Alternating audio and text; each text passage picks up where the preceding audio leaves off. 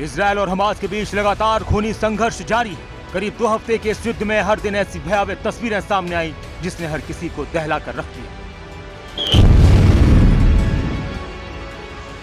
पूरी दुनिया अब इस युद्ध विराम के लिए प्रार्थना कर रही है, लेकिन इजरायल ना तो रुकने को तैयार है और ना ही हमास का खात्मा किए बिना पीछे हटने के लिए।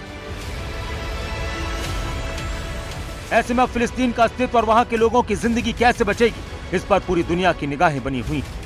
इस बीच अमेरिकी राष्ट्रपति जो बाइडेन भी इजरायल के दौरे पर पहुंच चुके हैं।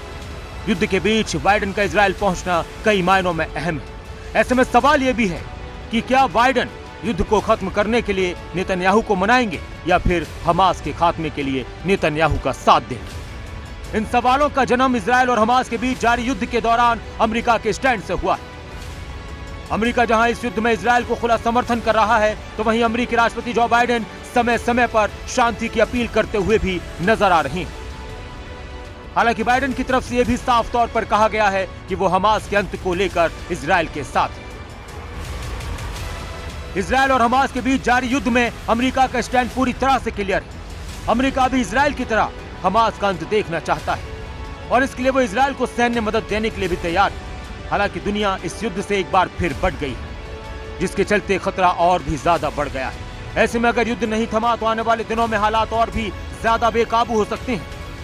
फिलहाल आपको गाजा पर इजरायल के खूनी अटैक के बाद बने हालात के बारे में भी जानकारी देते हैं।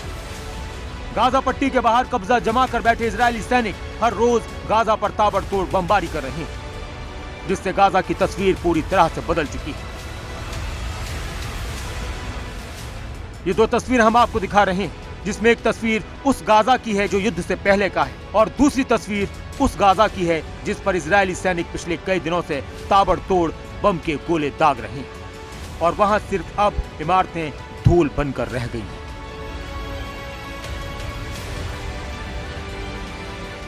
इसी बीच इजरायल की तरफ से एक और बड़ा बयान सामने आया, जिसमें वो फिलिस्तीन के साथ किसी तरह की दुश्मनी न होने की बात कहता है। इजरायल की तरफ से कहा गया कि हमारी लड़ाई हमास के साथ है, फिलिस्तीनियों के साथ हमारी लड़ाई नहीं है। लेकिन इजरायल का यह बयान ऐसे समय में आया है जब हजारों फिलिस्तीनी इस जंग में अपनी जान गंवा चुके हैं। मीडिया रिपोर्ट्स के मुताबिक अकेले गाजा में ही अब तक 2800 से ज्यादा लोगों की मौत हो चुकी है और लाखों लोग बेघर हो चुके हैं। हजारों लोग जख्मी हैं।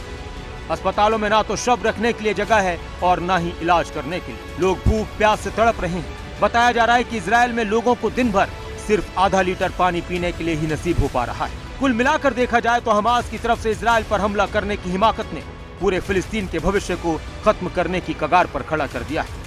इजरायल हमास के अंत की पटकथा लिख चुका है और उसे अंजाम देने में जी जान से जुटा है। पिछले 24 घंटे में इजरायल ने हमास के 200 ठिकानों पर हमले किए और ये हमले अभी भी जारी हैं। न्यूज़ डेस्क, खबरें अभी तक।